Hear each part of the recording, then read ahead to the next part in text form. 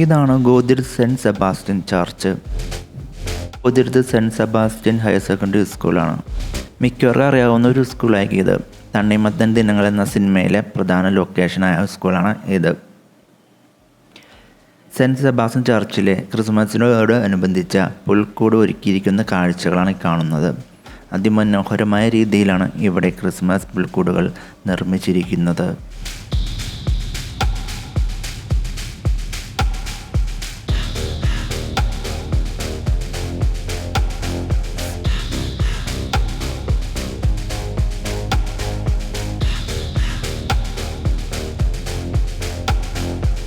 ഇനി നമ്മൾ പോകുന്നത് ഇവിടുത്തെ പുഴയുടെ തീരത്തോട്ടാണ്. ഗോതിർത്ത് കടവിനെയും തിരുത്തിപ്പുറത്തെയും ബന്ധിപ്പിച്ചുകൊണ്ട് പെരിയാറിൻ്റെ കൈവഴിയിലൂടെയുള്ള ഈ യാത്ര അവിടുത്തെ പ്രധാനപ്പെട്ട ഒരു പ്രാദേശിക യാത്രാ മാർഗമാണ്. ഗോതിർത്ത് കടവ് ഭാഗത്തു നിന്ന് ചാത്തിടം തിരുത്തിപ്പുറം ഭാഗത്തേക്ക് ബോട്ട് സർവീസുകൾ ലഭ്യമാണ്.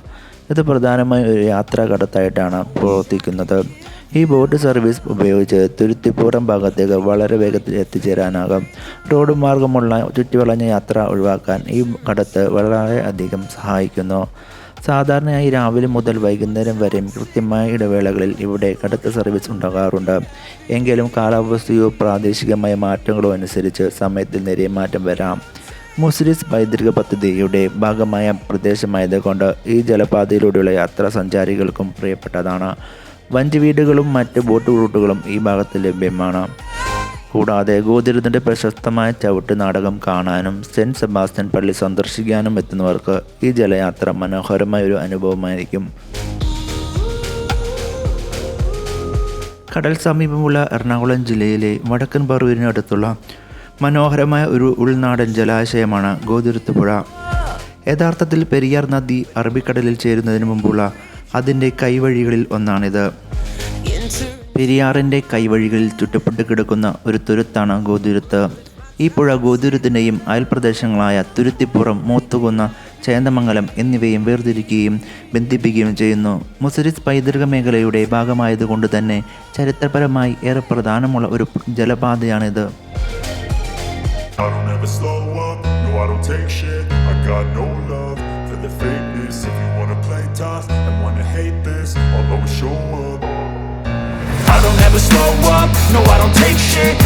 തുരുത്തിപ്പുറം വള്ളക്കളിയും ഈ പ്രദേശത്ത് പ്രധാന ആവേശമാണ്. പുഴയെ ആശ്രയിച്ച് കഴിയുന്ന ഒട്ടേറെ മത്സ്യത്തൊഴിലാളികൾ ഇവിടെയുണ്ട്. കക്കവാരലും ഇവിടുത്തെ പ്രധാന ഉപജീവന മാർഗമാണ്. ഗോതിരത്തിൻ്റെ തനത് കലാരൂപമായ ചവിട്ടുനാടകത്തിൻ്റെ ചുവടുകൾ പുഴയോരത്തെ മണ്ണിൽ നിന്നുമാണ് വളർന്നു വന്നത്. പുഴയോരത്തുള്ള ക്ലബ്ബുകളും പള്ളിയും ഈ കലയുടെ പ്രധാന കേന്ദ്രങ്ങളാണ്. മുസ്ലിസ് പൈതൃക പദ്ധതിയുടെ കീഴിൽ വരുന്നതിനാൽ പുഴയിലൂടെയുള്ള ബോട്ട് യാത്രകൾക്കും വാട്ടർ ടാക്സികൾക്കും വലിയ പ്രധാനമുണ്ട്. പുഴയുടെ തീരത്തുള്ള മനോഹരമായ കാഴ്ചകളും ശാന്തമായ അന്തരീക്ഷവും സഞ്ചാരികളെ ആകർഷിക്കുന്നു.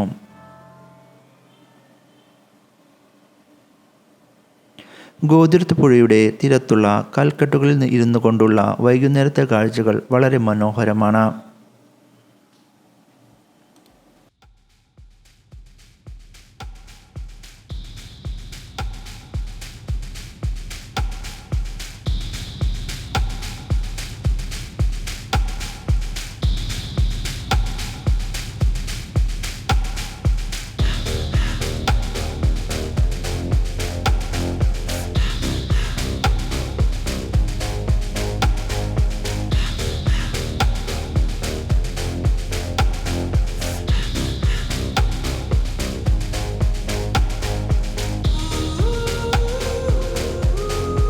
ഇനി ഞാൻ പറയാൻ പോകുന്നത് ഗോതിരുത്തും തിരുത്തിപ്പുറത്തും അടുത്തുള്ള പ്രധാന സ്ഥലങ്ങളെക്കുറിച്ചാണ്.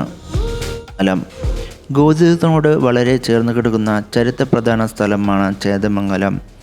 പാലയിടം കൊട്ടാരം, ജൂതപ്പള്ളി, കൈത്തറി ഗ്രാമം ഇവയാണ് ഇവിടുത്തെ പ്രധാന സന്ദർശിക്കുന്ന സ്ഥലങ്ങൾ.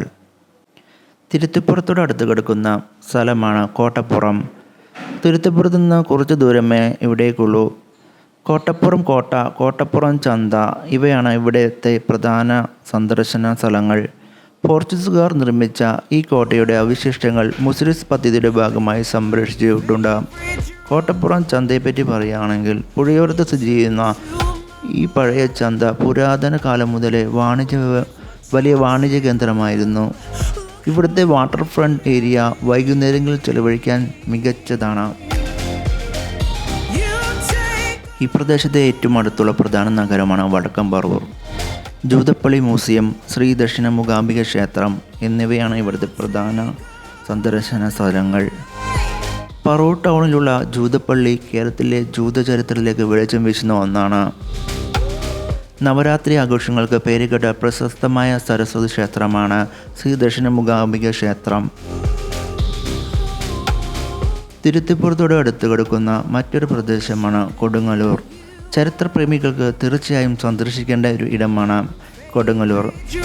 ചേരമാൻ ജുമാ മസ്ജിദ്, ശ്രീ കുരുമ്പം ഭഗവതി ക്ഷേത്രം, അഴീക്കോട് മുനക്കൽ ബീച്ച് ഇവയൊക്കെയാണ് ഇവിടുത്തെ പ്രധാന സ്ഥലങ്ങൾ. ഇന്ത്യയിലെ ആദ്യത്തെ മുസ്ലിം പള്ളിയാണ് ചേരമാൻ ജുമാ മസ്ജിദ്. പ്രശസ്തമായ കൊടുങ്ങല്ലൂർ ഭരണി നടക്കുന്ന സ്ഥലമാണ് ശ്രീ കുരുമ്പ ഭഗവതി ക്ഷേത്രം. പെരിയാർ അറബിക്കടലിൽ ചേരുന്ന ഈ ഭാഗത്തുള്ള മുനക്കൽ ബീച്ചാണ് മനോഹരമായ ഒരു വിനോദസഞ്ചാര കേന്ദ്രം. മറ്റൊരു സ്ഥലമാണ് മൂത്തുകുന്നം. ഗോതിരത്തിൽ നിന്നും ഏകദേശം 3 കിലോമീറ്റർ ദൂരം മാത്രമാണ് ഇവിടേക്കുള്ളൂ. ദേശീയപാത 66 സ്ഥിതി ചെയ്യുന്ന ഈ പ്രദേശം പുഴയോരത്തെ മനോഹരമായ കാഴ്ചകൾക്കും ശ്രീനാരായണ ഗുരു സ്ഥാപിച്ച ക്ഷേത്രത്തിനും പേരുകേട്ടതാണ്.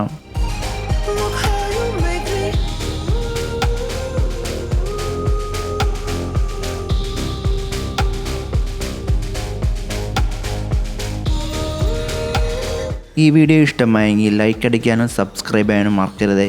ഇനി അടുത്ത വീഡിയോയിൽ കാണുന്നവരും ബൈ.